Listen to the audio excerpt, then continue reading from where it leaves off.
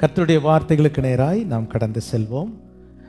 நம்முடைய ஆலயத்திலே நாம் எல்லாரும் அறிந்திருக்கிற வண்ணமாக ஒவ்வொரு நாளும் காலை நமக்கு அதிகாலை ஜெபம் 5 மணியிலிருந்து 6 மணி வரை இருக்கிறது. சிலர் நேரடியாக ஃபிசிக்கலாக கலந்து கொள்வார்கள், சிலர் ஜூம் மூலமாக கலந்து கொள்வார்கள். ஒவ்வொரு நாளும் ஒவ்வொரு சங்கீதங்களை வைத்து நாங்கள் தியானிக்கிறோம். ஒருவேளை 150 சங்கீதங்கள் தான் இருந்தாலும் அதை மறுபடியுமாகவே நாங்கள் வாசித்து வருகிறோம். சிந்தித்த செய்தியே இல்லாமல் ஒவ்வொரு முறையும் ஒரு வித்தியாசமான செய்திகளை அதே சங்கீதத்திலிருந்து கர்த்தர் எங்களுக்கு தருகிறார். அவனமாய் கடந்த வாரத்திலே 131ஆம் சங்கீதத்தை தியானித்த பொழுது அதிலே சில காரியங்களை கர்த்தர் எனக்கு கற்றுக் கொடுத்தார். 131ஆம் சங்கீதம் 3 வசனங்கள் தான் இருக்கிறது. இந்த சங்கீதத்திலிருந்து நான் பலமுறை பேசியிருக்கிறேன் அந்த அதிகாலை ஜெபத்திலே. ஆனால் இந்த முறை கர்த்தர் எனக்கு வித்தியாசமான வார்த்தைகளை கொடுத்தார். ஆகவே அது சபைக்கும் பிரயோஜனமாக இருக்கும் என்று சொல்லி இந்த நாளிலே உங்களோடு கூட நான் பகிர்ந்து கொள்கிறேன். இந்த 3 சங்கீதங்களிலே முதல் 2 வசனங்களிலே முதல் வசனத்திலே தாவீது தன்னுடைய வாழ்க்கையில் இல்லை என்று சொல்லுகிற 3 காரியங்களை பார்க்கிறார். எழுதப்பட்டு இருக்கிறதை பார்க்கிறோம். 3 காரியங்கள் தன்னிடத்தில் இல்லை என்று சொல்லுகிறார். என்னென்னலாம் இல்லை? என் இருதயம் இருமாப்புள்ளது அல்ல. 2வது, என் கண்கள் மேட்டிமையானவைகளும் அல்ல. அப்புறம் 3வது, நான் தேவையற்ற என்னை காட்டிலும் பெரிய காரியங்களிலும் எனக்கு மிஞ்சின கருமங்களிலும் தலையிடுகிறதும் இல்லை. ரொம்ப அருமையான வார்த்தை பார்த்தீங்களா? 3 இல்லை. என் இருதயம் மேட்டிமையானதல்ல, என் கண்கள், என் இருதயம் இருமாப்புள்ளதல்ல, என் கண்கள் மேட்டிமையானவைகளும் இல்லை, பெரிய காரியங்களிலும் மிஞ்சின கருமங்களிலும் நான் தலையிடுகிறதில்லை. இல்லை இல்லை இல்லை என்று போன வருஷம் நான் பேசினேன். போன வருஷம் அது காலையில் வர்றவங்களுக்கு தான் தெரியும், நம்மள நிறைய பேர் வர்றதில்லை. இந்த ஆண்டு அதே சங்கீதம் வருகிற அன்றைக்கு எனக்கு அதில் ஒரு வார்த்தை, ஆண்டவர் கொடுத்த வார்த்தை, எனக்கு மிஞ்சின கருமங்களில் நான் தலையிடுகிறதில்லை. எனக்கு மிஞ்சின கருமங்களில் நான் தலையிடுகிறது இல்லை. கர்த்தருக்கு மகிமை உண்டாவதாக. அப்போ இது தாவீதின் சங்கீதம். தாவீதினுடைய அனுபவத்தை தான் அவர் சங்கீதமாய் பாடுகிறார். சங்கீதம் என்பது என்ன? தங்களுடைய அனுபவத்தை பாடுவது. சமீபத்தில் சகோதரன் டேனியல் டேவிட்சனும் சகோதரி ஸ்டெல்லா ரமலா அவர்களும் ஒரு பாடலை வெளியிட்டார்கள். எத்தனை பேர்த்துக்கு தெரியும்? எத்தனை பேர் பார்த்தீங்க? என்ன பாட்டு? என்னது? கடுகளவு விசுவாசம்.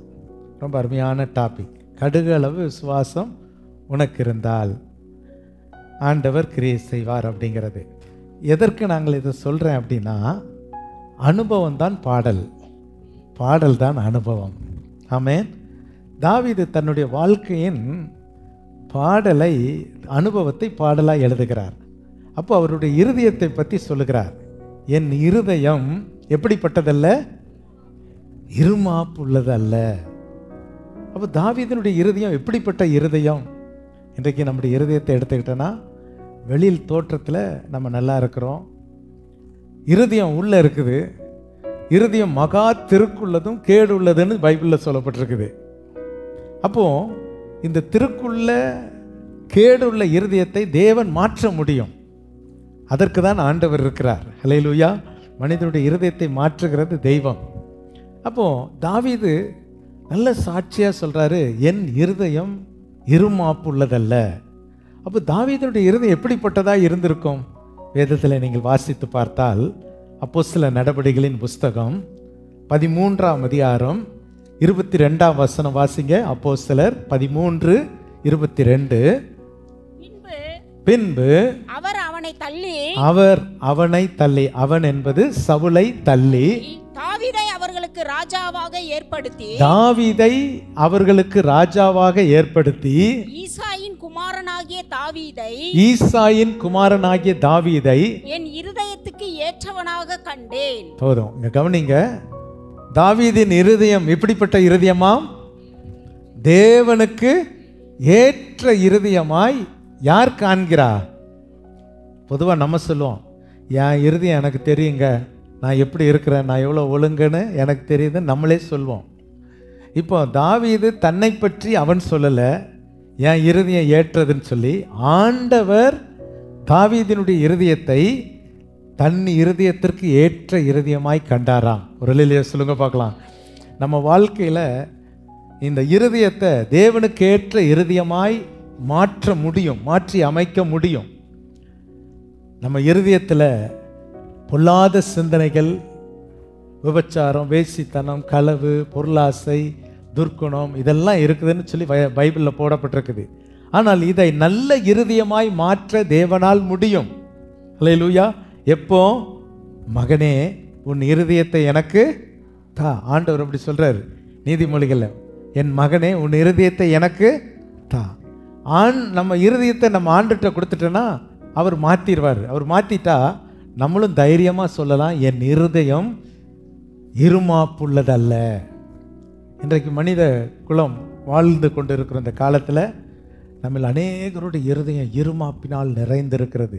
மன்னிக்க முடிய மாட்டேங்குது, விட்டு கொடுக்க மாட்டேங்கிறது, அன்பு கூற விட மாட்டேங்குது. திருமணமாகி ஒரு வீட்டுக்குள்ளே போயிட்டேன்னா அந்த வீட்டுக்கு போன பிறகு அந்த மாமியாரை தாய் மாதிரி நேசிக்கணும், தான் வீட்டுக்கு வந்த மகளை மகள் மாதிரி நேசிக்கணும். இருதயம் விட மாட்டேங்குது. வேண்டாம், அவள் வேறு வீட்டிலேருந்து தானே வந்தா, என்னத்தை கொண்டு வந்துட்டா, இப்படியெல்லாம் சிந்திக்க சொல்ல வைக்கிறதை பார்க்கிறோம். அப்போது அந்த இருமாப்பான காரியங்கள் நம்முடைய இருதயத்தை விட்டு அகல வேண்டும். தாவீது சொல்லுகிறார், என் இருதயம் இருமாப்புள்ளதல்ல. இரண்டாவது அவர் சொல்லுகிறார், என் கண்கள் மேட்டிமையானவைகளும் அல்ல. கண்ணை பற்றி நமக்கு தெரியாதா? கண்ணிலேயே நிறைய பேர் பேசுவாங்க. நீங்கள் வாய் பேச நீங்கள் நினைக்கிறீங்களா? கண்ணே பேசிடும். நல்ல ஒரு கணவன் மனைவி சந்தோஷமாக இருந்துக்கிட்டே இருந்தாங்களாமா. வீட்டில் இருந்துகிட்டே இருக்கும்போது திடீர்னு யாரோ பெல் அடிக்கிறாங்க. பெல் அடித்த உடனே போய் கணவன் அவசர அவசரமாக போய் திறக்கிறாரு. திறந்தா அங்கே வீட்டுக்கு முன்னால் தங்கச்சி வந்து நிற்கிறா. வாமா வாமா வாமா உள்ளே வாமா. அந்த என்னம்மா என்ன விஷயம்? ஒன்றும் இல்லைண்ணே, அர்ஜென்ட்டாக ஒரு 20,000 ரூபா தேவை, சரி அண்ணங்கிட்ட ஓடி வந்தேன் அப்படின்னு. அண்ணனுக்கு சரிம்மா அப்படின்னு சொல்லான்ட்டு இப்படி பார்த்தா அங்கே பக்கத்தில் யார் நிற்கிறா? மனைவி நிற்கிறா. ஒன்றும் பேசலை, கொடுங்கன்னு சொல்ல, கொடுக்கலன்னு சொல்ல, அந்த கண்ணில் ஒரு சின்ன சிமிட்டல், அவ்வளோதான். ஐயோ கொடுக்கலான்னு ஆசைதாம்மா, என்கிட்ட நேற்று தான் இருந்துச்சு கொடுத்துட்டேன். ஏன்னா அந்த கண்ணிலேயே என்ன பண்ணிட்டா, கொடுத்துட்டா காலி, அவ்வளோதான். நீ இன்னைக்கு நிறைய பேர் கண்ணாலேயே பேசுவாங்க. கண்ணு தானே காதலையே உண்டாக்கிருச்சு. கண்ணிலையே பார்த்து பார்த்து பார்த்து காதலே உண்டாயிருது. கண்ணில் வேண்டான்னு சொல்ல தெரியும், வேணும்னு கண்ணிலையே சொல்லுவாங்க தெரியுமா? பரவாயில்ல அப்படி கொடுங்கன்னா அப்படி கண் இப்படி வேணும், வேண்டான்னா அதுக்கு ஒரு உருட்டு இருக்குது. மிரட்டுறதுக்கு கூட கண்ணு உருட்டும். நீங்கள் ஏதாவது செய்கிற தப்புன்னா இந்த கண் என்ன பண்ணும், ஒரு மிரட்டுற மாதிரி ஒரு உருட்டல் கொடுக்கும். அதை கண்டாலே ஆம்பளைகளோ அல்லது பெண்களோ என்ன பண்ணிடுவாங்க, பயந்துருவாங்க. அப்போது இந்த கண் மேட்டிமையும் காண்பிக்கும், ரொம்ப பெருமையை காண்பிக்கிறதும் கண் வந்து ரொம்ப பெருமையை விளங்க பண்ணும். சங்கீதங்களின் புஸ்தகத்தில் நீங்கள் வாசிக்கும் பொழுது அவருடைய கண்கள் எடுப்பாய் பார்க்கிறது. கண்கள் எப்படி பார்க்குது? எடுப்பாய் பார்க்கிறது அப்படின்னு சொல்லி வசனம் இருக்கிறது. 73ஆம் சங்கீதம் 7ஆம் வசனத்தை வாசிங்க. அவர்கள் கண்கள் கொழுப்பினால் எடுப்பாய் பார்க்கிறது. யோசித்து பார்க்குறீங்களா? கண்ணுக்கு வந்து என்ன வருதாமா, கொழுப்பு வருதாமா. அப்புறம் கண் எப்படி பார்க்குது? உங்களெல்லாம் பார்த்தா நீங்கள் இந்த சேட்டையெல்லாம் பண்ணுற மாதிரி தெரியல, ரொம்ப நல்லவங்க மாதிரி இருக்கிறீங்க. கண்ணில் எந்த சேட்டையுமே பண்ணாத அப்படியே நல்ல கண்ணு மாதிரி இருக்குது. உங்கள் நல்ல கண்ணாகவே இருக்கட்டும், வீட்டில் போய் கேட்டால் தான் தெரியும் அவங்க கண் எப்படிப்பட்ட கண்ணுன்னு. சரி, சிலருடைய கண்கள் எடுப்பாய் பார்க்கிறது, கொழுப்பினால் எடுப்பாய் பார்க்கிறது. அப்போது முதல் இருதயம் இருமாப்புள்ள, இரண்டாவது கண்கள் எடுப்பு மேட்டிமையாய் இருக்கிறது, மூன்றாவது அந்த 131ஆம் சங்கீதத்தில் பெரிய காரியங்களிலும் எனக்கு மிஞ்சின கருமங்களிலும் நான் தலையிடுகிறதில்லை. யார் தமிழில் டிரான்ஸ்லேட் பண்ணாங்களோ தெரில, ஆங்கிலத்தில் அப்படி போடலை. ஆங்கிலத்தில் என்ன பண்ணிருக்குது, great matters and things too high. என்னை விட பெரிய ஒரு காரியத்திலையும், கிரேட் மேட்டர்ஸ் பெரிய காரியங்களை நான் என்ன பண்ணுறதில்ல, தலையிடுறதில்ல அப்படின்னு, முயற்சி எடுக்கிறதில்ல, பயிற்சி எடுக்கிறதில்ல அப்படிங்கிறது தான் ஆங்கிலத்தினுடைய விளக்கம். யாரோ தமிழில் போட்டாங்க, அதுக்கு கர்மம்னு போட்டாங்க. கர்மம்னா நம்ம எதுக்கு சொல்லுவோம் சொல்லுங்க? சின்ன வார்த்தை தான். கர்மம் அப்படின்றோமே, நமக்கு அருவருப்பாக இருக்கிற ஒன்றை தான் என்ன சொல்கிறோம், கர்மம் பிடிச்சவனே அப்படிம்பாங்க, கர்மம் பிடிச்சவளே அப்படிம்பாங்க. கர்மம் அப்படிங்கிற இந்த வார்த்தை யாரோ ஒருத்தர், ஒரு தமிழ் பண்டிதர் தான் இதை எழுதியிருப்பார், படிக்காத ஆள் எழுதியிருக்க மாட்டார். அந்த இடத்துக்கு அவருக்குள்ளே ஆண்டவர் பேசியிருப்பார், நீ கர்மம்னு எழுதுன்ட்டார். அப்போது சில வேளைகளில் நம்முடைய வாழ்க்கையில் நமக்கு மிஞ்சின காரியங்களை நம்ம தலையிடக்கூடாது. அதுதான் அதனுடைய சரியான அர்த்தம். இன்றைக்கு என்னுடைய செய்தி மிஞ்சின காரியம், மிஞ்சினது. அப்போது இதை நம்ம யோசித்து பார்த்தோன்னா, இன்றைக்கி நம்முடைய லைஃப்பில் நமக்கு தேவையில்லாத மிஞ்சின காரியங்களில் நம்ம நிறைய பேர் தலையிட்டுக்கிறது இருக்குது. உண்மைதானா? தேவையில்லாமல் கடன், நம்ம தலைக்கு மிஞ்சின கடன் சொல்லுவாங்க, தலைக்கு மிஞ்சின கடன். நம்ம அறியாமல் ஒரு காலத்தில் அந்த அறிவில்லாத, வேதம் சொல்லுகிறது, என் ஜனங்கள் அறிவில்லாமையினால் சங்காரம் ஆகிறார்கள். ரொம்ப அழகான வார்த்தை, அறிவில்லாமையினால். அதுனா அறிவின்னா ஒரு நாலேஜ் இல்லை, யோசிக்காமல் செய்கிற சில காரியங்களை நம்ம யோசிச்சிருந்தால் ரொம்ப நல்லந்திருக்கும். அறிவில்லாமையினால் பல தவறுகளை நம்முடைய வாழ்க்கையில் செய்கிறோம். நான் கூட அடிக்கடி ஒவ்வொரு நாளும் நான் நினைவுக்குறது, இந்த ஆலயத்தை கட்டும் பொழுது ஒரு போதகர் எனக்கு வந்து சொன்னார், இவ்வளோ கட்டுற ஜோஷுவா, நல்லா ஒரு பால்கனி வச்சுருங்க அப்படின்னு சொன்னார். ஒரு மூத்த போதகர் வீடு வந்திருந்தார். வந்து சொல்லும்போது நான் அந்த வார்த்தையை நான் கொஞ்சம் கேட்கல. இன்னைக்கு வரை நான் ஃபீல் பண்ணுறேன். கட்டி 10 வருஷத்துக்கு மேலே ஆயிடுச்சு. இன்றைக்கி வரை எனக்கு ஒரு கவலை. ஒவ்வொரு முறையும் ஆலயத்தை பார்க்கும்போது, ஐயோ ஒரு பால்கனி போட்டிருந்தேன்னா நான் இன்னும் ஒரு 100 பேர் உட்கார்ற அளவுக்கு வச்சுருக்கலாமே அப்படிங்கிற ஒரு கவலை எனக்குள்ளே இருந்துக்கிட்டே இருக்குது. அப்போது நம்முடைய வாழ்க்கையில் சில வேளைகளில் நம்ம தவறுகளை செய்கிறோம். ஆகவே இன்றைக்கு உள்ள செய்தி என்னென்னா, மிஞ்சின கர்மங்களிலே நான் தலையிடுகிறதில்லை. இன்றைக்கி தேவையில்லாமல் சில காரியங்களில் தலையிட்டுருவாங்க. தேவையில்லாமல் சில காரியங்களிலே தலையிட்டு இன்றைக்கு அநேக கஷ்டங்களை தேவனுடைய ஜனங்கள் அனுபவிக்கிறதை பார்க்குறோம். வரவுக்கு மிஞ்சின செலவில் போய் சிக்கிக்குவாங்க. ஏதோ ஒரு குடும்பம், அவங்களுடைய கையில் பணம் இருக்குது, அவங்க ஒரு விழாவை சிறப்பாக நடத்துனாங்க. அதை பார்த்த உடனே நம்ம விழா அதை விட இன்னொரு மடங்கு இருக்கணும்னு சொல்லி பிளான் பண்ணுறாங்க. அவங்ககிட்ட பணம் இருந்திருக்கும், இவங்ககிட்ட பணம் இருக்காது. உடனே என்ன செய்கிறாங்க, கடன் வாங்குறாங்க. அவங்கள போல் அவங்க தெருவுக்கு தான் லைட் போட்டாங்க, நான் ஊருக்கே லைட் போடுவேன். அவங்க 15 பேரை வச்சு தான் பேண்டு வச்சாங்க, நான் ஒரு 25 பேரை வைப்பேன்னு சொல்லி எல்லாம் டீமன் பண்ணிவிட்டு அப்புறம் என்ன ஆகுது, கடைசியில் கடனில் மாட்டிக்கிட்டு ரொம்ப அவமானப்படுகிறதை பார்க்குறோம். இன்றைக்கு நாம் கற்றுக்கொள்ள வேண்டிய ஒரு காரியம், மிஞ்சின கருமங்களில் நான் தலையிடக்கூடாது. சொல்கிறீங்களா? எனக்கு மிஞ்சின கருமங்களில், சரி கருமங்கிற வார்த்தை நல்லா இல்லைல்ல, சரி எனக்கு மிஞ்சின பெரிய காரியங்களில் நான் தலையிட மாட்டேன். நல்ல ஒரு தீர்மானம். இப்படி ஒரு தீர்மானத்தை எடுத்துக்கிட்டேன்னா ரொம்ப நல்லா இருக்கும். என்னை விட மிஞ்சின காரியத்தில் நான் மாட்டிக்கூடாது. இப்போ பாஸ்டர் இருக்கிறேன், இப்போ எனக்கு ஒரு வாகனம் தேவை, ஒரு கார் தேவை, கார் வாங்கலாம். நான் இப்போ ஒரு ஃப்ளைட் வாங்கணும்னு நினச்சா, ப்ரைவேட் ஜெட்டு வாங்கணும்னு நினச்சேன்னா என்னது, இது எனக்கு மிஞ்சின கர்மம். இது எனக்கு மிஞ்சினது. நான் ஃப்ளைட்டை வாங்க முடியுமா? 100 கோடி கொடுத்து வாங்க முடியுமா? அதை நிறுத்துறதுக்கு தான் வாடகை செலுத்த முடியுமா? அதுக்கு ஒரு பைலட்டை வைக்க முடியுமா? இது எனக்கு மிஞ்சின கர்மம். இப்போ எனக்கு எது தேவையோ, ஒரு 2 வீலர் வாங்கணுங்கிற கெப்பாசிட்டி உள்ளவங்க ஒரு 2 வீலர் தான் வாங்கணும். அவங்க 4 வீலரை யோசிக்கிறதே தப்பு. 4 வீலருக்குரியவங்க இந்த 4 வீலர் என்னால் முடியும் அப்படின்னு நினச்சா வாங்கலாம். அது அவங்களுடைய தரத்திற்கு ஏற்ப விதவிதமான இருக்குது, அதை நம்ம செய்யலாம். ஆனால் தேவையில்லாத ஒன்றில் நம்ம சிக்குவது ரொம்ப கடினம். ஆகவே தான் இந்த வசனம் நமக்கு சொல்லுகிறது, எனக்கு மிஞ்சின கருமங்களில் நான் தலையிடுகிறதில்லை. இது தாவீதினுடைய அனுபவம். தாவீதை குறித்து வேதம் சொல்லுகிறது, அவன் போகிற இடத்திலெல்லாம் புத்திமானாய் நடந்து கொண்டான். புத்திமானாய் நடந்து கொண்டான். இந்த உலகத்தில் ஒரு பேசுகிறதா இருந்தாலும் கூட, ஒரு வார்த்தை பேசினாலும் கூட ஞானமாக பேசணும், புத்தி இல்லாமல் பேசக்கூடாது அப்படின்னு சொல்லப்பட்டிருக்குது.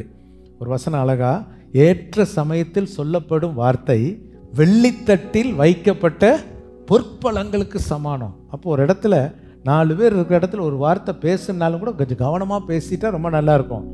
சிலர் என்ன பண்ணுவாங்கன்னா, ஏதாவது பேசிட்டு இடத்துல திடீர்னு மூக்கை நுழைப்பாங்க. அவங்க சொல்லுவாங்க, நீ தேவையில்லாமல் மூக்கை நுழைக்காத அப்படின்னு சொல்லியிருக்காங்க. அப்படி அந்த பேர் வாங்கியிருக்கீங்களா யாராவது? யாரும் எதுக்குமே நீங்கள் தலையாட்ட மாட்டீங்க.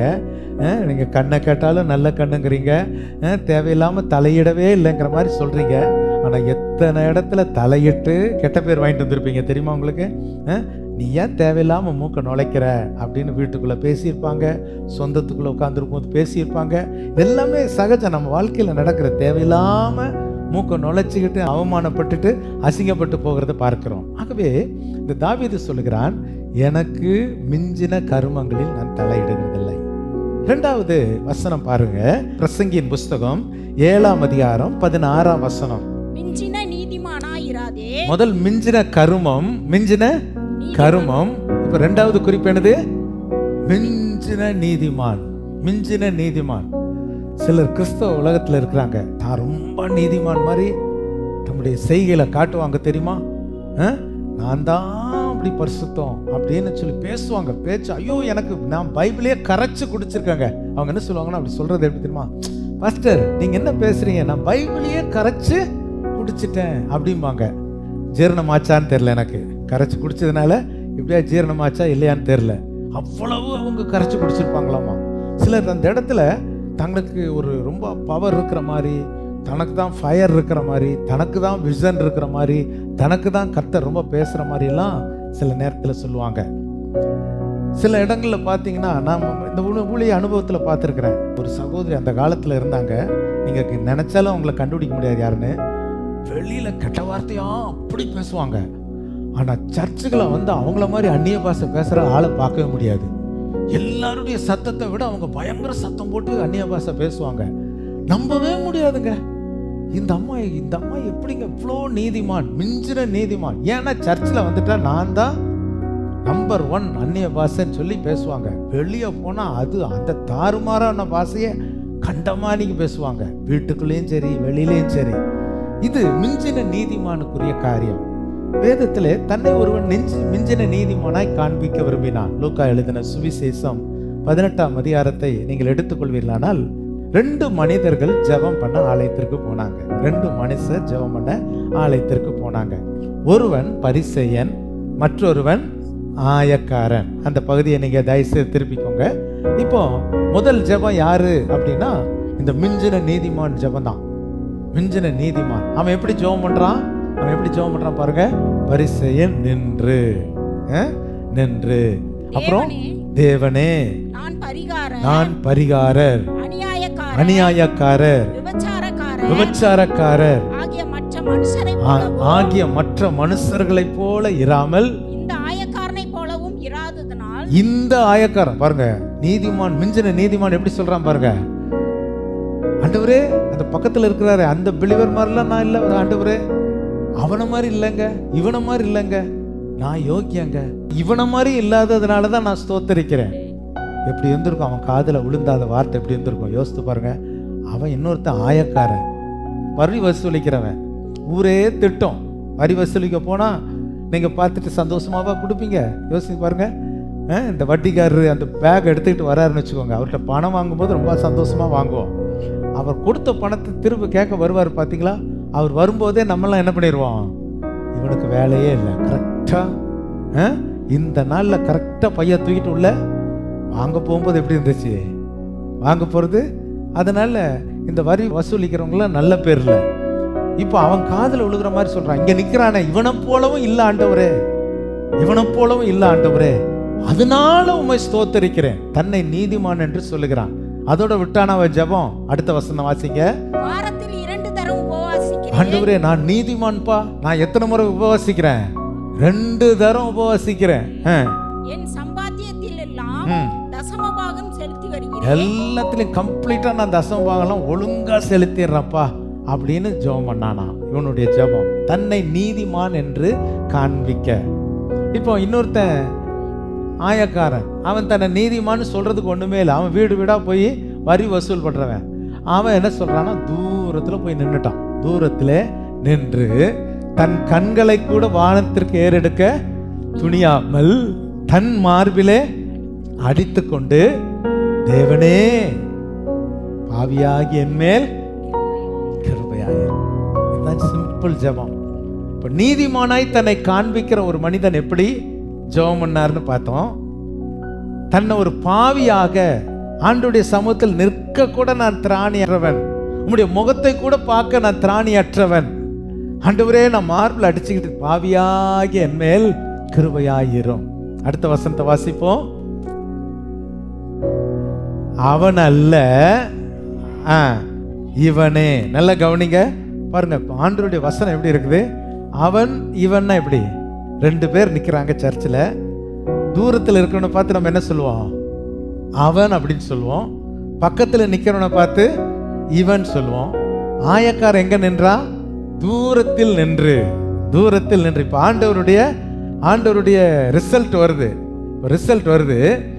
பக்கத்துல நிக்கிறவனை பார்த்து ஆண்டவர் அவனே அப்படிங்கிறார், தூரத்தில் நின்னவனை பார்த்து இவனேங்கிறார். நல்லா கவனிக்கிறீங்களா? மிஞ்சின நீதிமானாய் நம்முடைய வாழ்க்கையில் இருக்கக்கூடாது. அப்போஸ்தலனாகிய பவுல் தன்னுடைய ஆவிக்குரிய அனுபவத்தை எவ்விதமாய் எழுதுகிறார்? 1 கொரிந்தியர் 14ஆம் அதிகாரத்தில் வரங்களை குறித்து எழுதுகிறார். 1ஆம் வசனம், வரங்களை நாடுங்கள், வரங்களை அன்பை நாடுங்கள், ஞான வரங்களை விரும்புங்கள், விசேஷமாய் தீர்க்க தரிசனத்தை விரும்புங்கள். வரங்களை குறித்து எழுதுகிறார். 1 கொரிந்தியர் 14ஆம் அதிகாரம் வரங்களை குறித்து எழுதப்பட்ட வார்த்தைகள், வசனம், அதிகாரம். அப்ப அந்த வரங்களை குறித்து எழுதும் பொழுது அந்நிய பாஷை பத்தி பேசுகிறார். இன்னைக்கு அந்நிய பாஷையெல்லாம் பேசுறாங்க. சில நேரங்களில் நம்ம கூட்டாக இருக்கும் பொழுது கர்த்தர் உங்களுக்கு தந்த அந்நிய பாஷைகளினால் நீங்க பேசுங்க அப்படின்னு நமக்கு சொல்றோம். ஆனால் இங்கு பவுல் என்ன சொல்லுகிறார்னா, அந்நிய பாஷை என்பது என்ன? தேவனோடு கூட ரகசியத்தை பேசுவது. தன்னுடைய அனுபவத்தை அவர் எப்படி சொல்லுகிறார்?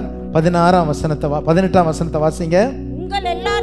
உங்கள் எல்லாரிலும் நான் அதிகமாய் பாஷைகளை பேசுகிறவன். இதற்காக என் தேவனை ஸ்தோத்தரிக்கிறேன்.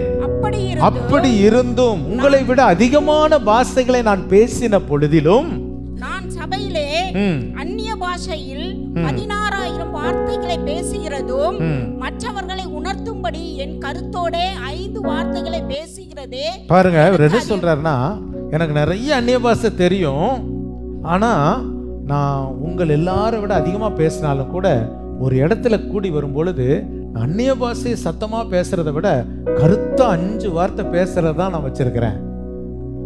அப்போ இப்போ கொஞ்சம் நமக்கு அந்நிய பாஷை தெரிஞ்சிருச்சுன்னா நம்ம தான் நான் நல்லா பேசுறேன் அப்படின்னு சொல்லி நாம் வெளிப்படுத்தக்கூடாது அப்படிங்கிறத அந்த வசனம். எனக்கு பாஷை தெரியும், அந்நிய பாஷை நான் தேவனோடு கூட ரகசியங்களை பேசுகிறேன். அல்லேலூயா. அப்போ நம்முடைய வாழ்க்கையில நம்மை ரொம்ப மிஞ்சினவர்களாய் காட்டக்கூடாது. அதனுடைய அர்த்தம் என்ன அப்படின்னா, மிஞ்சின நீதிமானாய் நம்மை காட்டக்கூடாது. தேவனுக்கு முன்பதாக அமைதியா இருக்க வேண்டும். எப்படி இருக்கணும்னு நான் அப்புறம் சொல்றேன். அப்போ முதல் என்ன? மிஞ்சின கர்மங்களில் தலையிடக்கூடாது. 2வது, மிஞ்சின நீதிமானா இருக்கக்கூடாது. எல்லாரும் சொல்லுங்களேன், மிஞ்சின கர்மங்களில் தலையிடக்கூடாது. 2வது, மிஞ்சின நீதிமானாய் இருக்கக்கூடாது. 3வது பாயிண்ட், பிரசங்கி 7:17 வாசிங்க.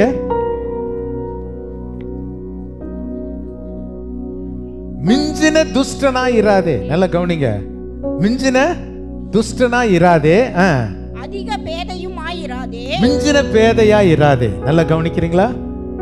இந்த துஷ்டத்தனம் ஏன் மிஞ்சின துஷ்டத்தனமா இருக்கக்கூடாது அப்படின்னா, பொதுவாகவே நமக்குள்ள இந்த துஷ்ட கிரியைகள் இருக்குது எல்லாருக்குள்ளேயும். யாரும் பியூரா இல்லை. இயேசு கிறிஸ்து ஒருவர் தான் இந்த உலகத்திலே மனிதனாய் பிறந்ததுல எந்த பாவம் இல்லாமல் பிறந்தவர் அவர் ஒருத்தர் தான். அதுக்கு பிறகு ஆதாம் வழியாக ஏவாள் வழியாக பிறந்த எல்லாருக்குள்ளேயும் பாவம் இருக்குது. அதனாலதான் 51ஆம் சங்கீதத்துல இதோ என் தாய் என்னை பாவத்தில் கற்பந்தரித்தாள். அப்ப பாவத்தினுடைய விளைவு துஷ்டத்தனம். ஆகவே வேதம் நமக்கு எப்படி இப்ப 3வது என்ன சொன்னா, மிகுந்த துஷ்டனா இருக்காத, மிஞ்சின துஷ்டம், எல்லா சின்ன காரியத்திலிருந்து எல்லாமே துஷ்டத்தனமா செய்கிறதை பார்க்கிறோம். ஆகாருக்கு பிறந்த இஸ்மவேலை ஆண்டவர் என்ன சொன்னார் தெரியுமா? அவன் துஷ்டனாய் இருப்பான் அப்படின்னு தான் சொன்னாரு. துஷ்டனாய் தான் இருப்பான், அவன் என்ன செஞ்சாலும் சரி. சில பிள்ளைகளை பாருங்க, எவ்வளவுதான் புத்திமதி சொன்னாலும் துஷ்டத்தனமாவே இருக்கும். ஆகவே அந்த துஷ்ட கிரியைகளை நாம் நீங்க வேண்டும். மிஞ்சின துஷ்டனாய் இராதே. அடுத்தது 4வது குறிப்பு, மிஞ்சின பேதையாய் இராதே. அப்படின்னா என்னன்னா, ரொம்ப ஒண்ணும் தெரியாத ஆள் மாதிரி வாழாத. கொஞ்சம் ஞானம் தேவை. இந்த உலகத்திலே வாழ்வதற்கு நமக்கு அதிகமான சிலர் பேத மாதிரி காண்பிப்பாங்க, ஒண்ணுமே தெரியாத ஆள் மாதிரி காண்பிப்பாங்க. பார்த்துருக்கீங்களா? ஒண்ணுமே தெரியாத ஆள் மாதிரி காண்பிப்பாங்க. எனக்கு திடீர்னு ஒரு ஞாபகம் வருது. கிட்டத்தட்ட நான் சொல்ற சம்பவம்லாம் ஏறக்குறைய ஒரு 20 வருஷத்துக்கு முந்தி நடந்த சம்பவம். இந்த சபையில ஒரு நாள் நான் இல்லை, அப்பொழுது ஷெட்டு தான், இந்த சர்ச்சு வந்து கீழே ஷெட்டு. நான் இல்லை, வெளியே போயிருக்கிறேன். திடீர்னு ஒரு விலை உயர்ந்த பைக்ல ஒரு மனுஷன் அப்படி சாயந்தரம் வந்திருக்கிறாரு.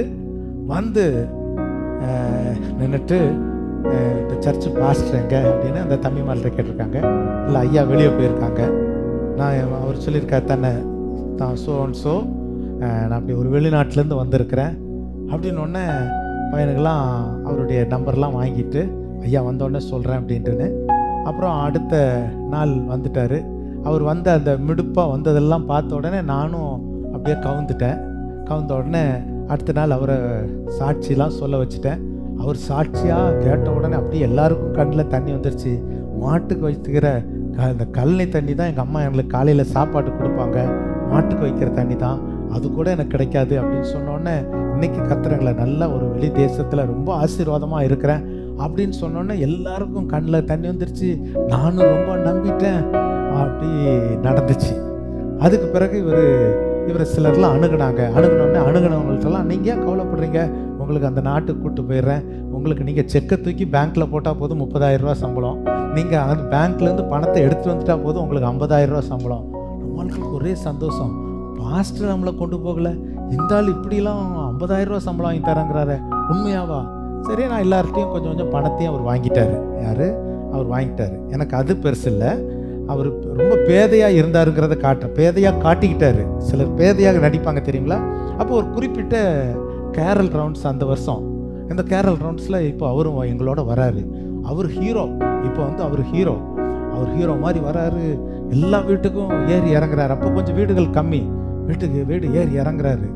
அப்போது அவரை சூழ்ந்துருப்பாங்க. அவர் பெரிய ஆளாக மதிக்கப்படுறாரு. பாஸ்டர், நம்ம பாஸ்டர் தானே அப்படின்னு. இப்போ பாஸ்டரை கூட விட்டுட்டாங்க. இப்போ யார் தான் ஹீரோ? வீட்டுக்கு வீடு அவர் தான் ஹீரோ. அப்போ ஒரு வீட்டில் பர்டிகுலராக ஒரு வீட்டில் உளுந்து வடை கொடுத்தாங்க. அப்போது இவன் இது வாட் இஸ் திஸ் அப்படிங்கிறான். இந்த உளுந்து வடை என்னன்னு கேட்குறான். வாட் இஸ் திஸ்ங்கிறான். உளுந்து வடையே பார்க்க. இவன் வெள்ளைக்காரன் இல்லை, தமிழ்காரன் தான். இவன் வாட் இஸ் திஸ்ங்கிறான். உடனே அந்த வீட்டு ஆளு சரி இவருக்கு உளுந்து வடையே தெரியாதுன்னு சொல்லி உளுந்து வடையை விவரிக்கிறான். அந்த சகோதரி உளுந்து வடையை விவரிக்கிறான். இது உளுந்துன்னு ஒன்று இருக்குது, அதை ஊற வச்சு அதை அரைச்சி அப்படி. அப்போ இங்கே எப்படி ஓட்டை வந்ததுங்கிறான். அவன் கேட்குறான் பாருங்களேன், பேதம் மாதிரி. அப்போ அதுக்கு அவ விளக்கம் கொடுக்குறான். அடாடாடாடாடா, இவ்வளோ பேதையாக இருக்கிறானே, உளுந்து வடை கூட தெரியாதவனாக இருக்கிறானே, இவ்வளோ பேதையாக இருக்கிறானே நாங்களும் நினச்சிட்டோம். அவன் அப்படி தான் பேதை. ஆனால் உலகத்திலேயே 1ஆம் நம்பருக்கு ஏமாத்துக்காரன் அவன் தான், நமக்கு தெரியாது. ஆனால் பேதை மாதிரி நடிக்கிறான். எல்லார்ட்டையும் உளுந்து வடை எப்படி இருக்குன்னு தெரியுமா? உளுந்து வடை எங்கேருந்து வந்ததுன்னு கேட்பான் அவன். தமிழ்நாட்டுக்காரன். சரி, கடைசியில் கெட்டிக்காரன் புழுகு எத்தனை நாளைக்கு? 8 நாளைக்கு தான். ஒரு நாள் நான் வீட்டுக்கு போனேன், மாட்டிக்கிட்டான். அதுக்கு பிறகு என்னை பார்க்கறதே இல்லை, என்கிட்ட பேசுறதே இல்லை. என்ன நடந்தது தெரியுங்களா? ஒரு குறிப்பிட்ட நாளில் அவன் தனக்கு தானே தூக்கு போட்டு செத்து, அவன் பணத்தை கூட கிளைம் பண்ணி வாங்குறதுக்கு அன்கிளைம் பாடியாக மாறிச்சு. அப்படியே மார்ச்சரில் வச்சு அவனை கிளைம் பண்ணி யாருமே வாங்கல, அடக்கமும் பண்ணலை. அப்படிப்பட்ட ஒரு நிலைமை வந்தது. இப்போ எனக்கு இந்த எதுக்கு இந்த அவன் ஞாபகம் வந்தது அப்படின்னா, அவன் அந்த பேதை மாதிரி நடித்தான் பார்த்தீங்களா, பேக்கு மாதிரி. இந்த உளுந்து வடை கூட என்னன்னு தெரியாத ஆள் மாதிரி நடித்தான் பார்த்தீங்களா. அந்த மாதிரி சிலர் நம்ம வாழ்க்கையில நமக்கு சில இடத்துல அப்படி நடிப்போம், பேத மாதிரி வாழ்ந்துருவோம். பேதையா இராதே, மிஞ்சின பேதையா இராதே, கொஞ்சம் காரியக்காரனா இரு, புத்திமானாய் நடந்து கொள். வேதம் நமக்கு கற்றுக் கொடுக்கிறது. அப்போ 4 காரியம் இந்த இடத்துல சொல்லப்பட்டு இருக்கிறது. மிஞ்சின கருமங்களில் தலையிடக்கூடாது. 2வது, மிஞ்சின நீதிமானா இராதே. 3வது, மிஞ்சின துஷ்டனா இராதே. 4வது, மிஞ்சின பேதையா இராதே. அப்ப எல்லாமே நமக்கு எப்படி இருக்கணும்? கரெக்டா இருக்கணும். ரொம்ப போனாலும் ஆபத்து, ரொம்ப லோவா போனாலும், லோ சுகர் வந்தாலும் ஆபத்து, ஹை சுகர் வந்தாலும் ஆபத்து. எப்படி இருக்கணும்? சுகரு அப்படி கரெக்டா நார்மல் லெவல்ல இருந்தா வாழ்க்கை எப்படி இருக்கும்? நல்லா இருக்கும். ராமின்னு சொல்லுங்க பார்க்கலாம். சரி, இப்போ இந்த செய்தி என்னுடைய அடுத்த பாகம் என்ன அப்படின்னா, இதுவரை இராதே இராதே இராதேன்னு. இப்போ எப்படி இருக்கணும்? எப்படி இருக்கணும்? வாசிங்க 131ஆம் சங்கீதம் 2ஆம் வசனத்தை வாசிங்க. தாயின் பால் மறந்த குழந்தையை போல நான் என் ஆத்துமாவை அடக்கி அமர பண்ணினேன். சரி, போதும். எப்படி இருக்கணுமாமா? தாயின் பால் மறந்த குழந்தையை போல. அப்ப எப்படி இருக்கணும்? இப்படி இராதே இராதேன்னு சொல்லிட்டு இப்ப எப்படி இருக்கணுமாமா? நம்ம எல்லாருமே குழந்தையை போல இருக்கணும். எல்லாரும் சொல்லுங்க பார்க்கலாம். உலகத்தானே சொல்றான் குழந்தையும் தெய்வமும் ஒன்றாமா. ஏனென்றால் குழந்தைகள், இயேசு கிறிஸ்து கூட சிறு குழந்தைகள் என்ன செய்தார்? நேசித்தார். அவர்களை அப்படியே பக்கத்துல வர வச்சு அரவணைச்சு ஆசீர்வதித்தார். சீசர்லாம் கொஞ்சம் கடுமையானவங்க. இயேசு கிறிஸ்துட்ட பக்கத்துல வந்தோன்னு துரத்தி விட்டாங்க. போ போ போ போ போன்னு. இயேசு கிறிஸ்து அப்படி இல்லை, சிறு பிள்ளைகளை நேசிக்கிறார். இயேசு கிறிஸ்து சீமோன் பேதுருவிடத்துல, சீமோன் பேதுருவே எல்லாரை விட என்னிடத்தில் அன்பா இருக்கு. ஆமாண்டவரே, அப்படி என்ன செய்ய? என் ஆட்டுக்குட்டிகளை, ஆடுகளை மேயின்னு சொல்லல. முதல்ல என்னது? ஆட்டுக்குட்டி தான். இன்னைக்கு இந்த சபையை நம்ம பார்க்கிறோம். இந்த சபையினுடைய ஆரம்பம் என்ன தெரியுங்களா? ஒரு ஆட்டுக்குட்டி. ஒரு சண்டே ஸ்கூல்ல ஆரம்பிச்சதுதான். விருங்கூர் நகர்ல ஒரு சண்டே ஸ்கூல் நின்று, ஒரு தெருவில் நின்று நான் சண்டே ஸ்கூல் தொடங்கினேன். அப்படி பாட்டு பாடி, இயேசு மீட்பர், எனக்கு மீட்பர், உனக்கு மீட்பர், நமக்கு மீட்பர், இந்த பாட்டு தான் சொல்லி கொடுத்து சில பிள்ளைகள் கர்த்தரை ஏற்றுக்கொண்டாங்க. அந்த பிள்ளைகளுடைய வழிமுறைகள், அவருடைய தகப்பன்மார், தாய்மார், பாட்டிமார், அதுக்கு பிறகு இயேசுவை ஏற்றுக்கொண்டு தான் நாளடைவில் இது சபையா மாறி இன்றைக்கு கர்த்தர் பலரை சபையாக கொண்டு வந்திருக்கிறார். சரி, கவனிங்க. ஒரு குழந்தையை போல மாற வேண்டுமா? ஒரு குழந்தையை போல மாற வேண்டுமா? ஏன் அப்படி சொல்லப்பட்டு இருக்கிறது? இப்படியெல்லாம் இராதேன்னு சொல்லிட்டு அவர் தன்னை வாழ்க்கையை சொல்கிறார். ஒரு குழந்தையை போல என் ஆத்துமாவை அமர பண்ணினேன்.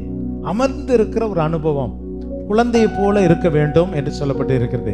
அப்ப குழந்தையின் தன்மை என்ன அப்படின்னு வாசித்தீங்கன்னா, மத்தேயு எழுதின சுவிசேஷம் 18ஆம் அதிகாரம் 2ஆம் வசனத்தை வாசிங்க. இயேசு ஒரு பிள்ளையை தம்மிடத்தில் அழைத்து, இயேசு ஒரு பிள்ளையை தம்மிடத்தில் அழைத்து, அதை அவர்கள் நடுவே நிறுத்தி. ஆண்டவர் இப்போ டெமோக்கு யாரை கொண்டு வந்து நிறுத்துறாரு? தன்னை விட வயசுல மூத்த பேதுருவை நிறுத்தல. நல்லா கவனிக்கிறீங்களா? தன்னை விட வயதில் மூத்தவர் தான் பேதுரு. அப்புறம் அன்பின் அப்போஸ்தலன், இயேசுவின் மார்பில் சார்ந்திருந்த அன்பின் அப்போஸ்தலன், அவரை நிறுத்தி இவரை போல இருங்கன்னு சொல்லல. 12 சீசர் இருக்கிறாங்க, திரளான மக்கள் இருக்கிறாங்க. அவங்களை யாரையுமே செலக்ட் பண்ணாம ஒரு சிறு பிள்ளையை தம்மிடத்தில் அழைத்து, அதை அவர்கள் நடுவே நிறுத்தி, நீங்கள் மனம் திரும்பி பிள்ளைகளை போல் ஆகாவிட்டால். நல்லா கவனிங்க. அப்போ முதலாவது குழந்தையை போல மாறணும்னா பிள்ளை என்ன செய்தான்? மனம் திரும்புகிற பிள்ளை. இன்னைக்கு சின்ன வயசுலயே ஆண்டவருடைய அன்பை சொல்லிட்டீங்கன்னா அந்த பிள்ளை மனம் திரும்பிடும். சின்ன வயசுல இயேசுவை ஏற்றுக்கொண்டவங்க இன்னைக்கு நம்முடைய தேசத்துல பெரிய பெரிய ஊழியங்கள், நண்பர் சுவிசேஷ ஜபக்குழு, இப்படி பெரிய பெரிய மிஷன்ஸ் ஒர்க்லாம் இருக்கு பாத்தீங்களா? இதுல வந்த அண்ணன்மாரெல்லாம் அதெல்லாம் துவங்கினவங்க அந்த காலத்துல VPSல படிச்சவங்க, விடுமுறை வேதாம் பள்ளியில படிச்சவங்க, பெரிய பெரிய ஊழியக்காரங்களா இருக்கிறாங்க. நல்லா கவனிக்கிறீங்களா? அந்த சின்ன வயதுல மனம் திரும்பி ஒப்பு கொடுத்தவங்க. அப்போ ஒரு பிள்ளையுடைய சுபாவம் என்ன? சின்ன வயதிலேயே மனம் திரும்புகிற சுபாவம். இன்னைக்கு ஏதாவது தப்பு பண்ணிட்டீங்கன்னு வச்சுக்கோங்களேன், சாரி கேளுன்னு சொல்லி ஒரு பிள்ளைகிட்ட கேட்டா அது உடனே என்ன சொல்லிடும்? சாரி அப்படின்னு. உங்களை கேட்க சொன்னா, நம்மளை கேட்க சொன்னா, நான் ஏன் கேட்கணும்? அவன் வந்து கேட்கட்டும், அவன் வந்து கேட்கட்டும், நான் இறங்கிலாம் போக மாட்டேன். நான் ஒரு நாளும் பிள்ளை சொல்லியிருக்கா? யோசித்து பாருங்க. சாரி கேளுமா, சாரிக்கா. பார்த்தீங்களா? ஆண்டவர் சிறு குழந்தையை கொண்டு வந்து மனம் திரும்பு அப்படின்னு, மனம் திரும்புதலுக்கு முன் அடையாளமாய் ஒரு குழந்தையை வைக்கிறார். மனம் திரும்ப வேண்டும். 2வது வாசிங்க 4ஆம் வசனம். ஆகையால் இந்த பிள்ளையை போல தன்னை தாழ்த்துகிறவன் பிள்ளை என்ன செய்யுமா? பிள்ளை என்ன செய்யுமா? தன்னை பிள்ளை மனம் திரும்புது. 2வது பிள்ளை தாழ்ந்து போகுது. மனுஷன் நம்ம பெரியவங்க தாழ்ந்து போக மாட்டேங்கிறோம். எத்தனை காரியங்களை விட்டு கொடுக்க மாட்டேங்கிறோம். விட்டு கொடுக்காதனால தானே சண்டை வருது. பெரிய பெரிய சண்டைகள், குடும்பங்கள பிரிவினைகள். ஏன்? விட்டு கொடுக்காதனால, தாழ்ந்து போகாதனால. ஆனா ஒரு குழந்தை என்ன செய்கிறது? தன்னை தாழ்த்துகிறது. ஆண்டவர் சொல்றாரு, தன்னை தாழ்த்துகிறது. இந்த பிள்ளையை போல தன்னை தாழ்த்துகிறவன் எவனோ அவன் பரலோக ராஜ்யத்தில் பெரியவனாய் இருப்பான். இப்படி சிறு குழந்தைகளை குறித்து ஏராளமா சொல்லலாம். இப்ப ஆண்டவர் நமக்கு என்ன கற்றுக் கொடுக்கிறார் இன்னைக்குன்னா, ஒரு சிறு குழந்தையை போல நாம் இருக்க வேண்டும். மிஞ்சின கர்மங்களில் தலையிடாதே, மிஞ்சின நீதிமானா இராதே, அப்புறம் மிஞ்சின பேதையா இராதே. ஆனா எப்படி இரு? ஒரு குழந்தையை போல தன்னை தாழ்த்த வேண்டும். அப்போ நம்முடைய வயதுல மூத்தவங்க நம்ம வாழ்க்கையில ஒரு குழந்தையா மாற முடியுமா? அப்படின்னா ஒரு உதாரணத்தின் மூலம் சொல்லி முடிக்கிறேன். 2 ராஜாக்களின் புஸ்தகம் 5ஆம் அதிகாரத்தை எடுத்துக்கோங்க. 2 ராஜாக்களின் புஸ்தகம் 5ஆம் அதிகாரத்துல ஒரு அருமையான சம்பவம் வருகிறது. இது நம்ம எல்லாருக்கும் தெரிந்த ஒரு சம்பவம். நாகமான் அப்படின்னு ஒருவர், அவர் ஒரு பெரிய படைத்தளபதி. அவருக்கு ஒரு பெரிய படையே இருக்குது. அவர் படைத்தளபதி.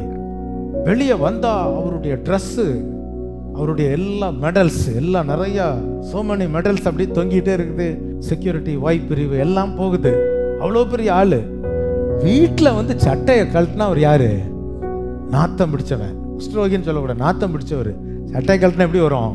குஷ்டரோமா வரும், நாத்தம் தான் வரும். நாத்தம் பிடிச்சவர் வெளியே வந்து அப்படி மணக்குது, அப்படி இருக்குது. அப்போ இவருடைய வாழ்க்கையில இவர் பார்க்காத டாக்டர்ஸ் இல்லை, பார்க்காத வைத்தியம் இல்லை. வீட்டில் ஒரு அடிமை பெண்ணு, ஆண்டவர் அறிந்த பெண்ணு. பார்த்தீங்களா? அதான் பிள்ளை, சின்ன பிள்ளை. பார்த்தியா? வந்த உடனே அது எங்கேயோ சண்டே ஸ்கூல்ல கற்றுக்கிட்டது. ஏசு மீட்பர், ஏசு குணமாக்குவாருன்னு கற்றுக்கிட்டது. இப்போ இந்த வீட்டில் வேலை செய்யும்போது இவருக்கு நாத்தம் அடிக்குது. என்னன்னு பார்த்தா தன் வீட்டு ஐயாவுக்கு என்ன இருக்குது? குஷ்டரோகம் இருக்குது. அடாடாடாடாடா. இப்போ இந்த குழந்தை கள்ளங்கபடி இல்லாமல் சொல்லுது, என் ஐயா, எங்கள் வீட்டு ஐயா, அப்படியே எங்கள் ஊரில் ஒரு பாஸ்டர் இருக்கிறாரு, அவர் பேர் பாஸ்டர் எலிசான்னு ஒரு பாஸ்டர் இருக்கிறாரு, அவர்கிட்ட போயிட்டீங்கன்னா சுகமாயிருங்க. கள்ளங்கபடி இல்லாமல் சொல்லுது. எத்தனை பிள்ளைகள் வீட்டில் பெற்றோர் ரட்சிக்கப்பட்டதற்கு காரணம் பிள்ளைகள் தெரியுமா? அந்த பிள்ளைகளுக்கு சத்தியம் பண்ண எத்தனையோ பேர் குடிக்காமல் போயிருக்கிறாங்க. ஏப்பா இப்படி குடிக்கிற? எங்கள் சண்டே ஸ்கூலில் இப்படி குடிக்கக்கூடாதுன்னு சொல்லி கொடுத்தாங்கப்பா, ஏசு உன்னை விடுதலை ஆக்குவார். சொன்னதை கேட்டு ரட்சிக்கப்பட்டவங்களாம் நிறைய பேர். பிள்ளையால் ரட்சிக்கப்பட்டவங்க, வேலைக்காரரால் ரட்சிக்கப்பட்டவங்க நிறைய பேர். இந்த வேலைக்கார சின்ன பிள்ளைன்னு தான் போட்டிருக்குது. சின்ன பிள்ளையை கொண்டு வந்து அங்கே வச்சிருக்கிறாங்க. அது சொன்ன வார்த்தைக்கு போறாரு. எதுக்கு? சுகத்துக்காக போறாரு. போகும்போது இவர் யார்? கேப்டன். ஒரு பெரிய லெட்டர்லாம், ராஜாட்ட ரெக்கமெண்டேஷன் லெட்டர்லாம் வாங்கிட்டு போறாரு. ஆண்டுகிட்ட போகிறதுக்கு ரெக்கமெண்டேஷன் லெட்டர்லாம் தேவையில்லை, நீங்களே போயிடலாம். இப்போ போறாரு. போகும்போது அந்த பாஸ்டர் எலிசா வீடு வந்துருச்சு. இவர் ரதங்களோடு அப்படியே போய் நிற்கிறாரு. எலிசாவிட்ட சொல்லி அனுப்புறாரு, இப்படி நான் வந்திருக்கிறேன், நாகமான் வந்திருக்கேன், லெட்டர்லாம் வந்திருக்குன்னு. பாஸ்டர் உள்ளேருந்து ஒரு வார்த்தை சொல்கிறாரு, அங்கே போய் அந்த யோர்தானில் போய் கொஞ்சம் குளிச்சுட்டு 7 முறை குளிக்க சொல்லு, சரியாயிரும் அப்படிங்கிறாரு. 7 முறை குளிக்க சொல்லி சரியாயிரும்னாரு. வந்துச்சு கோபம். அது எப்படி? எங்கள் நாட்டில் இல்லாத நதியா, எங்கள் நாட்டில் இல்லாத மலையா, எங்கள் நாட்டில் இல்லாத கோயிலா, எங்கள் நாட்டில் இல்லாத தெய்வமா? இந்த ஆள் வந்து என் புண்ணெல்லாம் பார்த்துட்டு கையெல்லாம் தடவுவார், எண்ணெய் தடவுவார், முட்டி போட்டு கத்தி ஜோம் பண்ணுவார்னு பார்த்தா அங்கேருந்து உள்ளேருந்து சவுண்டு கொடுத்து சொல்கிறாரு, போய் யோர்தானில் 7 தரம் முங்கினான்னு. அவ்வளோ கோவம் வந்துருச்சு. ஏன் தெரியுங்களா? ஏன் கோவம் வந்துச்சு தெரியுமா? நான் ஏன் இறங்கணும்? நான் யார்? நான் ஒரு கேப்டன். நான் யார்? குஷ்டரோகிலாம் மறந்துட்டாரு. நான் ஒரு கேப்டன். இந்த இடத்துல நான் ரெக்கமெண்டேஷனோடு வந்திருக்கிறேன் அப்படின்னு இந்த பெருமை, ஒன்றுமே இல்லாட்டாலும் பெருமைங்கிற மாதிரி, உடல் முழுவதும் குஷ்டரோகம் இருந்தாலும் பெருமை என்ன பண்ணுது? தலைக்கு மேலே நிற்குது. கோபம் தலைக்கு மேலே வந்துருச்சு. அப்படி எல்லாரும் ரொம்ப கெஞ்சுறாங்க, ஐயா அவர் ஒரு கடினமான காரியத்தை சொன்னால் செஞ்சுருப்பாரு, இது லகுவான காரியம் தானே, சொன்னதை கேட்டு செய்யுங்களே, உங்களுக்கு வேண்டிய சுகம் தானே அப்படின்ன பிறகு அவன் அதுக்கு பிறகு 4 பேர் சொன்ன உடனே, சிலருக்குலாம் 4 பேர் சொன்னால் தானே உரைக்குது, தானாக உரைக்க மாட்டேங்குதுல்ல. அப்போது சொன்ன உடனே அவன் போய் அந்த யோர்தானில் இறங்குறாரு. இறங்கி 7 தரம் குளித்த உடனே வாசித்து பாருங்க, அந்த வசனத்தை வாசிங்க. 2 ராஜாக்களின் புஸ்தகம் 5ஆம் அதிகாரம் 14ஆம் வசனம். அப்பொழுது அவன் இறங்கி, பாருங்க அந்த வார்த்தை பாருங்க, அவன் இறங்கி வந்தான். அதுவரை என்ன பண்ணல, எதில் உட்காந்துருந்தாரு? ரதத்திலேயே உட்காந்துருந்தாரு. நீ ரதத்தில் இறங்குறது அணியும் நம்ம காரியத்தையே சொல்லிக்கிட்டு இருந்தால் ஒன்றும் நடக்காது. தாழ்ந்து இறங்கி வரணும். ஒரு அல்லேலூயா சொல்லுவோமா? ஆமென். அவன் when he down, அப்புறம் தண்ணிக்குள்ள தேவனுடைய மனுஷன் வார்த்தையின்படி யோர்தானில் 7 தரம் முழுங்கின பொழுது, இப்ப பாசிங்க, அவன் மாம்சம் ஒரு சிறு பிள்ளையின் போல மாம்சத்தை போல ஆயிற்று. இப்போ ஒரு பெரிய மனுஷன் இப்ப குழந்தை மாதிரி மாறிட்டான். ஒரு அல்லேலூயா சொல்லுங்க பார்க்கலாம். இதுக்கு பேர் தான் ஞானஸ்தானம். பெரிய பெரிய முரட்டு ஜாம்பவன் மாதிரி இருந்த ஆட்கள்லாம் பெரிய குடிகார், நான் குடிச்சிட்டேன்னா அவ்வளோதான், என் தெருவே இருக்காது அப்படின்னு சொன்னாலாம் ஞானஸ்தானம் எடுத்தோடனே பொட்டிப்பம் மாதிரி அடங்கிடுவார். அதுதான் அந்த மாற்றம். அதுதான் கிறிஸ்துவுக்குள், ஒருவன் கிறிஸ்துவுக்குள் இருந்தால் புது சிருஷ்டியாய் இருக்கிறான், பழையவைகள் எல்லாம் ஒளிந்து போயின, எல்லாம் புதிதாயின. சொல்லுங்க பார்க்கலாம், எல்லாம் புதிதாயின அப்படிங்கிறது அந்த வார்த்தை.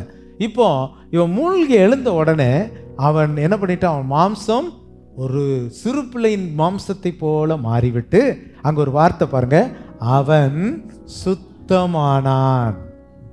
அவன் சுத்தமானான். அப்போ ஒரு குழந்தையினுடைய மாம்சம் எப்படி இருக்குமா? சொல்லுங்க பார்க்கலாம். சுத்தமான மாம்சம். அவன் சுத்தமானான். அப்போ குழந்தையின் வாழ்க்கை என்ன? சுத்தமான வாழ்க்கை, சுத்த இருதயம். குழந்தை கண்ணு தப்பு செஞ்சிருக்குமா? சொல்லுங்க பார்க்கலாம். நம்ம கண்ணெலாம் தப்பு செஞ்ச கண்ணா செய்யாத கண்ணா? எல்லாருடைய கண்களும் தப்பு செஞ்ச கண்ணாக தான் இருக்கும். ஆனால் ஒரு குழந்தையினுடைய கண்களுக்கு தப்புனா என்னன்னு, பாவம்னா என்னன்னே தெரியாது. பாவம்னா என்னன்னே தெரியாது. அது பிறந்த குழந்தை யாரையாவது போட்டு அடிக்குமா? நம்ம கை எடுத்துக்கோங்க, எத்தனை பேர் அடிச்சிருக்கோம். நீங்களே உங்கள் கையை பார்த்து, கையை எத்தனை முறை யாரெல்லாம் அடிச்சிருக்கிற? அடிக்காட்டாலும் கூட அடிக்க போறேன்னு சொல்லியிருக்குதே இந்த வாய் எல்லாமே. ஆனால் ஒரு குழந்தையின் வாழ்க்கை ஒரு சுத்தமான வாழ்க்கை. அல்லேலூயா. இதுதான் மாறுவது, இதுதான் மாற்றம். அடுத்த வசனத்தை வாசிங்க. சுத்தமானான். அப்பொழுது அவன் தன் கூட்டத்தோட எல்லாம் தேவனுடைய மனுஷனிடத்திற்கு திரும்பி வந்து, எங்க தேவனுடைய மனுஷனை பார்த்து கோச்சிக்கிட்டு போனானோ அவர்கிட்ட திரும்பி வரான். ஒரு அல்லேலூயா சொல்லுங்க பார்க்கலாம். இதுதான் குழந்தையை போல ஏற்படுகிற மாற்றம். எந்த தேவனுடைய மனுஷன்கிட்ட வேண்டான்னு கோச்சிட்டு போனானோ அங்க திரும்பி வராருங்க. இன்னைக்கு இந்த வசனத்தை கேட்டுட்டு நீங்க யார் வீட்டுக்கு போக மாட்டேன்னு, இனிமேல் வரவே மாட்டேன்னு சொன்னீங்களா, அங்க அவங்க வீட்டுக்கு மதியானம் போயிடுறீங்க. நேராக சாப்பாடு, சர்ச்சு முடிஞ்சு நேராக அவங்க வீட்டுக்கு சாப்பாட்டில் என்னமோ தெரியல, உன்னை பார்க்கணுன்ட்டு இருந்துச்சு, வந்துட்டேன்னு சொல்லி போய் இறங்கிருங்க. ரசமே கொடுத்தாலும் சரி, அவ்வளோ டேஸ்ட்டாக இருந்துன்னு சொல்லி சாப்பிட்டு வந்துருங்க. திரும்பி போனான். அதனுடைய ஒரு வார்த்தை என்ன? இதான் மாற்றப்பட்டவனுடைய வாழ்க்கை. மாற்றப்பட்டவன் மாம்சமாய் குழந்தையாய் மாறியவனுடைய வாழ்க்கை. அல்லேலூயா. நம்மளாம் என்ன சொல்கிறோம்? செத்தாலும் அவன் வீட்டில் முழிக்க மாட்டேன், அவன் வீட்டில் நிற்க மாட்டேன், அல்லது நான் செத்தாலும் அவன் வரக்கூடாது. இது சொல்லுவாங்க பார்த்தீங்களா, சில டைலாக் சொல்லுவாங்க. நான் செத்தாலும் என்ன பண்ணக்கூடாது? இவர் என்ன கண்ணை திறந்தா பார்த்துட்டு இருக்கிறார், யார் யாரெல்லாம் யார் சாவுக்கு வந்தாங்க, யார் யாரெல்லாம் எனக்கு மாலை போட்டாங்கன்னு இவர் என்ன கண்ணை திறந்தா பார்த்துட்டு இருக்கிறார். யார் வந்தா என்ன போனா என்ன, இன்னும் கொஞ்ச நேரத்தில் உன்னை போட்டு அமுக்க போகிறாங்க, அவ்வளோதான், முடிஞ்சு போச்சு வாழ்க்கை. இவர் சொல்கிறது, நான் யார் செத்தா அவன் மாத்திரம் அவன் சாவுக்கு வரவே கூடாது அப்படின்னு சொல்லுவாங்க. இந்த வைராக்கியங்கள், தேவையில்லாத வைராக்கியத்தெல்லாம் ஒழிச்சிடணும். இவன் என்ன பண்ணானா, குழந்தையின் மாம்சத்தை போல மாறின பிறகு இவன் நேராக திரும்பி அந்த தேவ மனுஷன் இடத்தில் வந்தான். ஒரு அல்லேலூயா சொல்லுங்க பார்க்கலாம். எந்த இடத்துல கோச்சிட்டு போனான்னு அந்த இடத்துக்கு திரும்ப அவன் போறான். அதுதான் வாழ்க்கை, அதுதான் மாற்றம். போயிட்டு அவன் என்ன சொல்றான்? அவனுக்கு முன்பாக நின்று இதோ இஸ்ரவேலில் இருக்க தேவனை தவிர பூமி எங்கும் வேறே தேவன் இல்லை என்பதை அறிந்தேன். இதே வாய் கொஞ்ச நேரத்துக்கு முந்தைய என்ன சொல்லுச்சு? எங்க நாட்டில் வேற தெய்வம் இல்லையா, எங்க நாட்டில் வேற நதி இல்லையா, அதை விட இது பெருசா, நீ சொல்றதுக்கு நான் ஏன் கேட்டேன்னு சொன்ன ஆளு மாறினவன் சொல்றான், இனி தேவன் ஒருவரை தவிர வேறு ஒருவரும் இல்லை. ஹல்லேலூயா. இதெல்லாம் ருசித்த அனுபவம். இதுதான் ருசித்த அனுபவம். கர்த்தர் நல்லவர் என்பதை ருசித்து பாருங்கள். ருசிக்கிறதுக்கு முந்தி இன்னைக்கு நிறைய பேர் தெரியாம என்னென்னமோ பேசுறாங்க, கிறிஸ்தவத்தை குறித்து தப்பா பேசுறாங்க. என்னமோ பால் பவுடருக்கு நம்ம மாறினவங்க, அந்த பவுடருக்கு, எந்த பவுடருக்கும் உங்களுக்கு கொடுக்கல, எந்த பவுடரும் நம்மளை மாற்றலை. நம்மளை மாற்றின பவுடர் ஜீசஸ் ஒன்லி தான். அல்லேலூயா. அவர் தான் என்னை சுத்தமாக்கினார். அந்த அன்புக்கு தான் நம்ம வாழ்கிறோம். பாருங்க, அப்போ அவன்கிட்ட வந்து இயேசுவை தவிர ஒருவரும் அறியல, அவர் ஒருவரை தவிர வேறு யாரும் இல்லைன்னு சொல்லிட்டு உமது அடியன் கையில் ஒரு காணிக்கை வாங்கி கொள்ள வேண்டும் என்றான் என்று சொல்லப்பட்டிருப்பாரு. எவ்வளோ அருமையான மாற்றம் பார்த்தீங்களா அருமையானவர்களே. இதுதான் ஒரு குழந்தையை போல. இப்போ 131 சங்கீதம் 2ஆம் வசனத்தை வாசிக்கும் பொழுது, தாயின் பால் மறந்த குழந்தையை போல என் ஆத்துமாவை நான் என்ன செய்தேன், அமர பண்ணினேன். அல்லேலூயா. அப்போ நம்ம இதெல்லாம் செய்யக்கூடாது, இப்படி இருக்கணும். இன்னைக்கு செய்தி என்ன அப்படின்னா, இப்படி இராதே இப்படி இருங்கிறதா செய்தி. எப்படி இராதே? மிஞ்சின கருமங்களில் தலையிடாதே, மிஞ்சின நீதிமானாய் இராதே, மிஞ்சின துஷ்டனாய் இராதே, மிஞ்சின பேதையாய் இராதே. அப்ப எப்படிதான் இருக்கணும்? ஒரு குழந்தையை போல இரு. ஆமென். நீங்க அப்படி மாறிட்டீங்கன்னா, அந்த அடுத்த 3வது வசனம் சொல்லுது. 3வது வசனம் ரொம்ப அருமையா இருக்கும், வாசித்து முடிப்போம். இது முதல், இது முதல், எது முதல், எது முதல் நீங்க சொல்லுங்க பார்க்கலாம். எது முதல்? குழந்தையாக மாறினது முதல் ஆண்டவர் மேலேயே நம்பிக்கை வந்துடுது. அல்லேலூயா. இப்போ எனக்கு நம்பிக்கை யாரு? முன்பு நான் எதையோ நம்பினேன். என் தெய்வம், எங்கள் ஊரில் இருக்கிற அந்த நதி, இந்த நதி, அந்த மலை, இந்த மலை, அதெல்லாம் நம்பினேன். அந்த மனுஷன், இந்த மனுஷன். இப்போ நம்பிக்கை யார் மேலே வந்துருச்சு? கர்த்தர் ஒருவர் மேலே வந்துருச்சு. அல்லேலூயா. கைத்தட்டி கர்த்தரை ஸ்தோத்திரம் பண்ணுவோமா? ஆமென். எனக்கு இந்த செய்தி பிரயோஜனமாக இருந்தது, அதனால் இதை உங்களோடு கூட நான் பகிர்ந்து கொள்கிறேன். நம்முடைய வாழ்க்கையில் மிஞ்சின கருமங்களில் தலையிட வேண்டாம், மிஞ்சின நீதிமானாய் இருக்க வேண்டாம், மிஞ்சின பேதையாய் இருக்க வேண்டாம், மிஞ்சின துஷ்டனாய் இருக்க வேண்டாம். குழந்தையை போல நாம் மாறுவோம். ஆமென். கண்களை மூடி நாம் ஜெபிப்போமா?